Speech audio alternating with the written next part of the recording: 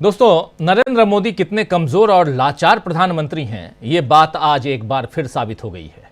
आप जानते हैं कि आज मोदी के तीसरे कार्यकाल का पहला पूर्ण बजट पेश हुआ है। केंद्र सरकार के बजट का मतलब है कि इसमें हर राज्य की जरूरतों का ध्यान रखा जाए, लेकिन मोदी के इस बार के बजट में बिहार ही बिहार छाया रहा। और ऐसा क्यों हुआ, ये बात तो कोई बच्चा भी समझ जाएगा, यहां कहने की कोई जरूरत नहीं है। लेकिन फिर भी जब हम चर्चा कर रहे हैं तो यह बात यहां आनी चाहिए। दरअसल इस साल बिहार में चुनाव होने हैं और बीजेपी वहां सत्ता खोना नहीं चाहती। इसके अलावा नीतीश कुमार के मन में क्या चलता है, इसका अंदाज भी नरेंद्र मोदी नहीं लगा पाते हैं। मोदी को डर बना हुआ है कि नीतीश फिर से पलटी अगर मार लें तो फिर क्या होगा, और अगर पलटी मार लिए नीतीश कुमार तो बिहार की सत्ता तो जाएगी, दिल्ली की सत्ता यानी कि प्रधानमंत्री की कुर्सी भी जाने की संभावना बढ़ जाएगी। इसीलिए उन्होंने आज बिहार के लिए केंद्र का खजाना खोल दिया। यानी बिहार चुनाव को लेकर मोदी का डर आज बजट में साफ साफ नजर आया है। मोदी के इस डर की पुष्टि खुद गृह मंत्री अमित शाह ने फटाफट कर दी। बजट पेश होने के कुछ समय बाद ही एक ट्वीट में नरेंद्र मोदी तो बाद में, लेकिन उनसे पहले अमित शाह ने बता दिया कि बिहार के लोगों को उपहार दिया गया है। इसके बाद उन्होंने लाइन से वो तमाम योजनाएं गिना दी जो बजट में बिहार के लिए रखी गई हैं। अब अमित शाह और मोदी से यह पूछा जाना चाहिए कि केवल बिहार के लोगों को ही उपहार क्यों दिया गया? क्या लोकतंत्र में किसी एक राज्य की जनता को उपहार देकर केंद्र सरकार दूसरे राज्यों के लोगों के साथ अन्याय नहीं कर रही है? और क्या यह उपहार असल में वोटों के लिए दी जाने वाली रिश्वत नहीं है, जिसे आज केंद्र सरकार ने दिया है और चुनाव में उसकी वसूली की जाएगी? खैर, मोदी हर रोज अपनी पोल खोलते जा रहे हैं, अपनी कमजोरी और डर को लोगों के सामने जाहिर कर रहे हैं। मोदी के इस बजट पर अब विपक्ष ने आड़े हाथों लिया है और सबसे पहले राहुल गांधी ने ट्वीट किया। राहुल गांधी ने लिखा है एक्स पर, क्या कुछ लिखा है जरा स्क्रीन पर ले आते हैं। और राहुल गांधी यहां लिख रहे हैं कि गोली लगने के घाव के लिए एक मरहम पट्टी, गोली लगने के बाद जो घाव है उस घाव के लिए एक मरहम पट्टी, वैश्विक अनिश्चितता के बीच हमारी आर्थिक संकट को हल करने के लिए एक आदर्श बदलाव की आवश्यकता है, लेकिन ये सरकार विचारों को लेकर दिवालिया है। ये राहुल गांधी इंग्लिश में लिखे और उसका हिंदी तर्जुमा हम आपके सामने रख रहे हैं। और यहाँ क्या कुछ राहुल गांधी ने लिखा है वो आपने देख लिया कि गोली लगने के बाद जो घाव है उसके लिए सिर्फ मरहम पट्टी। वहीं कांग्रेस अध्यक्ष मल्लिकार्जुन खड़गे ने एक्स पर लिखा है कि एक मुहावरा इस बजट पर बिल्कुल सटीक बैठता है, 900 चूहे खाकर बिल्ली हज को चली। हालांकि लंबा चौड़ा उनका ट्वीट है, लेकिन उसका एक छोटा सा हिस्सा आपके सामने हम रख रहे हैं और लिख रहे हैं कि एक मुहावरा इस बजट पर बिल्कुल सटीक बैठता है, 900 चूहे खाकर बिल्ली हज को चली। पिछले 10 वर्षों में मोदी सरकार ने मिडिल क्लास से 54,18,000 करोड़ का इनकम टैक्स वसूला है और अब वो 12 लाख तक का जो एग्जेम्पशन दे रहे हैं, उसके हिसाब से वित्त मंत्री खुद कह रही हैं कि साल में 80,000 करोड़ की बचत होगी, यानी हर महीने मात्र 6,666 करोड़ की। पूरा देश महंगाई और माफी चाहूंगा 80,000 रुपए की बात है, क्योंकि ये जब स्लैब की बात चल रही है, और जबकि ये 80,000 नहीं है बल्कि मात्र 6,666 की है।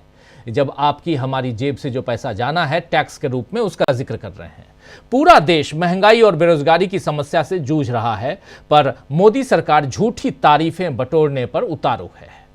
ट्वीट के आखिर में खड़गे ने लिखा है कि कुल मिलाकर ये बजट 2025 मोदी सरकार द्वारा लोगों की आंखों में धूल झोंकने का प्रयास है। ये कह रहे हैं यहां मल्लिकार्जुन खड़गे। तो मल्लिकार्जुन खड़गे यहां सीधे सीधे लोगों को धोखा देने का आरोप मोदी सरकार पर लगा रहे हैं। आरजेडी सांसद मनोज झा ने भी इसे पुरानी बोतल में पुरानी शराब ही कहा है। पुरानी बोतल पुरानी शराब। आइए जरा सुन लेते हैं आरजेडी सांसद प्रोफेसर मनोज कुमार झा को, सुनिए जरा। थोड़ा गूगल करिए, मखाना बोर्ड था या नहीं था, गूगल करिएगा स्पष्ट हो जाएगा। एक पुराना मुहावरा था, पुरानी शराब नई बोतल। ये शराब भी पुरानी, बोतल भी पुरानी और बेहद ही चिमचिमा टाइप रैपर नया लगाया गया। तो चमकता हुआ रैपर, लेकिन शराब भी पुरानी, बोतल भी पुरानी। यानी ये कह रहे हैं साफ साफ कि बिहार में ऑलरेडी पहले से मखाना बोर्ड था और उसको फिर से रैपिंग कर दिया गया, नए रैपर के साथ उसको पेश किया गया। और वहीं टीएमसी सांसद कीर्ति आजाद ने इसमें मोदी के एक्स्ट्रा 2AB वाले बयान की याद दिलाते हुए जबरदस्त तंज कसा है। आइए जरा कीर्ति आजाद को सुनते हैं कि क्या कुछ कह रहे हैं। और एक्स्ट्रा 2AB आपको याद होगा, कनाडा में 2015 में नरेंद्र मोदी गए थे, वहां पर उन्होंने मैथमेटिक्स का एक फॉर्मूला, अलजेब्रा, मैथमेटिक्स के अलग अलग पार्ट हैं दोस्तों, आप जानते हैं, उसमें ट्रिग्नोमेट्री है, अलजेब्रा है। तो अलजेब्रा का एक जो पार्ट है उसमें AB 2AB कहां से आ गया वो नरेंद्र मोदी बताए थे। लेकिन उससे पहले आज इस बात को क्यों याद दिला रहे हैं कीर्ति आजाद, टीएमसी सांसद, सुन लीजिए जरा। यूजलेस कुछ नहीं है क्या इस बजट के अंदर। कभी आप ये देख लीजिए कि जितना टैक्स लगता है उसमें तो 70,000 जैसे बताया कि 18 लाख तक में होना है, लेकिन अगर आप उसका टोटल मिलाकर देखें तो 3 महीने की सैलरी चली जाती है। अगर किसी को 12 लाख मिल गया टैक्स के बाद में तो 1 लाख प्रति माह हो गया, 12×96 96,000 रुपीज मिला। उसमें 30% आप ले गए, जीएसटी देते हैं आप, रोड टैक्स देते हैं, एजुकेशन टैक्स देते हैं, इतने सारे टैक्स हैं कि पता लगता है कि साल भर में आपको जितना पैसा मिलता है उसका 5 महीने का ये टैक्स में खा जाते हैं। तो आप क्या कह सकते हैं, कोई रिलीफ नहीं, कोई कुछ नहीं, कोई एमएसपी की बात नहीं किसानों के लिए। किसानों की बड़ी बड़ी इन्होंने बात कर दी कि राज्य सरकारों के साथ मिलकर करेंगे। पहले तो मोदी जी ने ये कहा था कि मैं सबकी एमएसपी करूंगा, अब ये राज्य सरकार पे आ गए। तो और एक एक्स्ट्रा 2AB अच्छा है, राज्य बिहार के लिए हुआ, मैं वहीं का रहा हूं, लेकिन वो जो एक्स्ट्रा 2AB बोलते हैं ना, सरकार बचाने के लिए करते हैं, आंध्रा और बिहार। एक्स्ट्रा 2AB वो 240 और उसके ऊपर जो है, तो यही है। इसके अलावा और क्या मिला, क्या है? कोई आम आदमी को फायदा हुआ हो तो कहें। तो एक्स्ट्रा 2AB आपको याद होगा कि 2015 की कनाडा यात्रा में नरेंद्र मोदी ने एक्स्ट्रा 2AB कहा था और यह कहां से मिलता है इसका फॉर्मूला बताया था। तब उनके गणित के ज्ञान पर बहुत सारे सवाल उठे थे।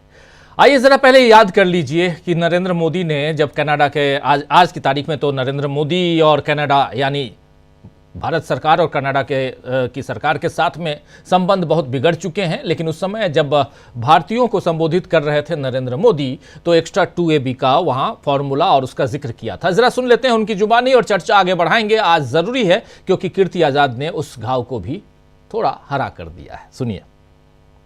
और कनाडा और भारत की दोस्ती, कनाडा और भारत की दोस्ती एक ऐसी युति है जो शक्तियों को संवर्धन करती है। और ये ऐसी शक्ति है, ये ऐसी शक्ति है, अगर मान लीजिए हम मैथमेटिक्स में A² + B² करें तो रिजल्ट क्या आता है। लेकिन मान लीजिए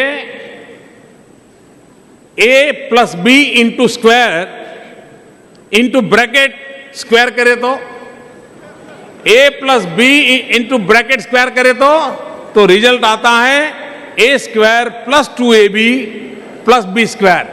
ये एक्स्ट्रा 2AB मिलता है कि नहीं मिलता है? ये एक्स्ट्रा 2AB कहां से आया? तो भारत और कनाडा जब मिलता है तो एक्स्ट्रा 2AB निकलता है।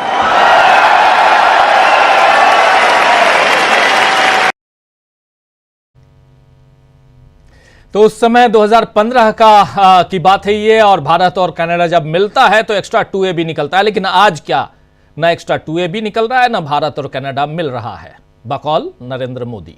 बात पुरानी हो गई है, लेकिन आज कीर्ति आजाद ने उसे नए संदर्भों के साथ पेश करके जबरदस्त तरीके से खिंचाई की है। वहीं शिवसेना सांसद प्रियंका चतुर्वेदी ने इस बजट पर 240 सीटों का असर बता दिया है। जरा प्रियंका चतुर्वेदी को भी सुनिए। 240 सीटें, इसका असर क्यों कह रही है? इसलिए क्योंकि लोकसभा चुनाव 2024 में जो बीता है उसमें बीजेपी को 240 सीटें आई हैं, उसी का जिक्र कर रही हैं। सुनिए। मैं कहूँगी ये मिडिल क्लास की सबसे बड़ी जीत है। ये 240 वोट पर आने की जीत है क्योंकि जिस तरीके से पिछले 10 साल से मिडिल क्लास की यही मांग थी कि हम लोग सैलरी कमाते हैं, उससे ज़्यादा खर्चा हमारा टैक्स में चला जाता है, ना सेविंग होती है ना इन्वेस्टमेंट होता है। आज फाइनली उनकी सुनवाई हुई है तो मैं उसका स्वागत करती हूँ। पहली बात ये, बिहार सोच रहा होगा कि काश हर साल चुनाव हो बिहार में, जैसे हमारी जो केंद्र सरकार है उनके बारे में कोई योजनाएं बता सकें। बिहार में चुनाव आ रहा है, 2 तरीके से पता चलता है, जब ध्रुवीकरण शुरू करते हैं और आम आदमी का बजट अनाउंस होता है। तो बिहार भी उम्मीद कर रहा होगा। बाकी सारा विस्तार से महिलाएं हों, हमारे किसान हों, युवाओं के लिए रोजगार के माध्यम हो, हम उन सबको पहले देखूंगी, पर उम्मीद करती हूँ उन सबको ध्यान में रखकर, जैसे मैंने आज सवेरे भी कहा था, उनका 8th record term consecutive budget है, वो रिकॉर्ड पार करते हुए वो जनता 1.4 बिलियन नेशन के जो जनता है वो उनको तरफ देख रही थी कि उनको राहत की सांस मिलेगी। तो सुन रहे थे आप यहां प्रियंका चतुर्वेदी को, और यह बिल्कुल सही है कि काश हर राज्य में हर साल चुनाव हो ताकि हर राज्य को पूर्ण बजट मिले और उसके साथ जैसा बिहार को मिला है। शिरोमणि अकाली दल की नेता हरसिमरत कौर बादल, निर्दलीय सांसद पप्पू यादव, डीएमके के सांसद दयानिधि मारन, ऐसे तमाम विपक्षी सांसदों ने भी इस बजट की जमकर आलोचना की है और इसे पूरी तरह दिल्ली और बिहार चुनाव से प्रेरित बताया है। बेशक नीतीश कुमार ने ट्वीट किया कि इस बजट से बिहार के विकास को गति मिलेगी, लेकिन तेजस्वी यादव ने इसे जुमलेबाजी वाला बजट बताया है। इन प्रतिक्रियाओं से जाहिर होता है कि मोदी को केवल बजट पेश करने और उसमें बिहार के लिए पक्षपात दिखाने से फायदा नहीं मिलने वाला है। अभी संसद में उन्हें विपक्ष के सवालों का जवाब भी देना होगा और चुनाव में बिहार की जनता को बताना होगा कि जो घोषणाएं अब की गई हैं उन्हें पिछले 11 सालों में नरेंद्र मोदी की सरकार ने क्यों नहीं किया। बहुत सारे सवाल हैं। संसद में मोदी के महाकुंभ की भगदड़ पर भी जो वहां पर प्रयागराज में जो महाकुंभ है उसमें जो भगदड़ हुई है उसमें भी जवाब देना होगा मोदी जी को। और इस पर आज अखिलेश यादव ने सदन के बाहर मोदी सरकार पर कई सवाल उठाए हैं। वहीं सदन के भीतर सरकार के रवैये पर प्रमोद तिवारी ने भी अपनी नाराजगी प्रकट की है। कांग्रेस नेता हैं प्रमोद तिवारी, क्या कुछ कह रहे थे, आइए जरा सुन लीजिए। देखिए, बजट तो अपनी जगह है, उस पर हम टिप्पणी करेंगे, निराशाजनक है। पर सबसे बड़ी चिंता की बात है कि यह सरकार कितनी क्रूर और असंवेदनशील हो गई है कि मैंने स्वयं राज्यसभा में 258 रूल के अंदर पॉइंट ऑफ ऑर्डर रेज किया कि सैकड़ों लोगों की जान कुंभ मेले में गई और कुंभ मेले में हम संवेदना तक व्यक्त करने के लिए नहीं तैयार है, शोक प्रस्ताव तक लाने को नहीं तैयार है। इस सरकार लिस्ट जारी करने को नहीं तैयार है। ये मुद्दा मैंने अभी सदन में उठाया। तो सुन रहे थे आप प्रमोद तिवारी को, कांग्रेस नेता। बजट जैसे महत्वपूर्ण दिन पर भी मोदी जिस तरह फंसे हुए दिख रहे हैं उससे जाहिर होता है दोस्तों कि अभी उन्हें 4 अप्रैल यानी संसद सत्र की समाप्ति तक कई और चुनौतियों और बाधाओं का सामना करना पड़ेगा। क्या डरे हुए मोदी इस परीक्षा में सफल हो पाएंगे? ये एक बड़ा सवाल है और इसीलिए इस सवाल को यहां लेकर हम आ रहे हैं, क्योंकि जब इस बजट के बाद चुनावी सभा को संबोधित कर रहे थे राहुल गांधी, दिल्ली के चुनाव में अब राहुल गांधी, प्रियंका गांधी दोनों हैं और चुनावी सभाओं को संबोधित कर रहे थे सदर बाजार में दिल्ली में, तो राहुल गांधी ने इस बजट को लेकर क्या कुछ कहा है, आइए जरा सुन लीजिए। आज बजट पास हुआ, पेश हुआ, उसमें आप देखिए बजट का पूरा लक्ष्य 25 लोगों को फायदा पहुंचाने का। आपको थोड़ा सा दे देंगे, कह देंगे भैया ये लो थोड़ा सा टैक्स माफ कर लेंगे, मगर अगर आप बजट का लक्ष्य देखेंगे तो हिंदुस्तान का धन 20-25 अरबपतियों को देने का है। हिंदुस्तान में 50% पिछड़ा वर्ग है, 15% दलित है, 8% आदिवासी, 15% माइनॉरिटी और मान लो 5% गरीब जनरल कास्ट के लोग। प्राइवेट अस्पतालों के मालिक देखो, प्राइवेट कॉलेजेस यूनिवर्सिटीज के मालिक देखो, बड़ी बड़ी कंपनियों के मालिक देखो, बड़े बड़े जजेस की लिस्ट निकालो और मुझे दिखा दो पिछड़े वर्ग के कौन है, दलित कौन है, आदिवासी माइनॉरिटीज के कौन है, गरीब जनरल कास्ट के कितने हैं। वही चुने हुए लोग हैं, उनके मित्र हैं, वो सब उनको मिलता रहता है। 90 लोग बजट बनाते हैं। जो आपका पैसा बंटता है, आज बटा है, 90 लोगों ने निर्णय लिया है। पिछले साल मैंने उनकी लिस्ट निकाली, मैंने क्या पता लगाता हूं ये है कौन। 50% पिछड़े वर्ग की आबादी है। 90 में से 3 पिछड़े वर्ग के लोग हैं, अफसर हैं। छोटे छोटे डिपार्टमेंट पकड़ा रखे हैं। अगर बजट में 100 रुपए बंटते हैं तो पिछड़े वर्ग के अफसर 5 रुपए का निर्णय लेते हैं। यहां पे मेरे दलित भाई बहन हैं, आपके बारे में बहुत बात होती है। आपके 90 में से 3 अफसर हैं, छोटे छोटे डिपार्टमेंट दे रखे हैं, पीछे बैठा रखा है। अगर कुछ उल्टा सीधा बोलते हैं, एसीआर में करियर खत्म करा जाता है। अगर 100 रुपए बजट में बंटते हैं, दलितों की आबादी 15% है, अगर 100 रुपए बंटते हैं तो 1 रुपया का निर्णय दलित अफसर लेते हैं। आदिवासी 8% है, 100 रुपए में से 10 पैसे का निर्णय वो लेते हैं। तो सब मिलाकर दलित, आदिवासी, पिछड़ा वर्ग, अगर आप सबको मिला लो, 100 रुपए में से 6 रुपए 10 पैसे का निर्णय आप लोग लेते हो, और पैसा आप दे रहे हो। जीएसटी दे कौन रहा है? गरीब जनरल कास्ट के लोग, पिछड़ा वर्ग, दलित, आदिवासी, माइनॉरिटी, यही तो दे रहे। अदानी थोड़ी दे रहा है जीएसटी, अंबानी थोड़ी दे रहा है, आप लोग दे रहे हो। और फिर आप देखते हो कि भाई हमने जीएसटी दी, बजट में हमें पैसा नहीं मिला, बैंक से हम पैसा नहीं ले सकते, रोजगार नहीं मिलता, छोटे व्यापारियों को खत्म कर दिया,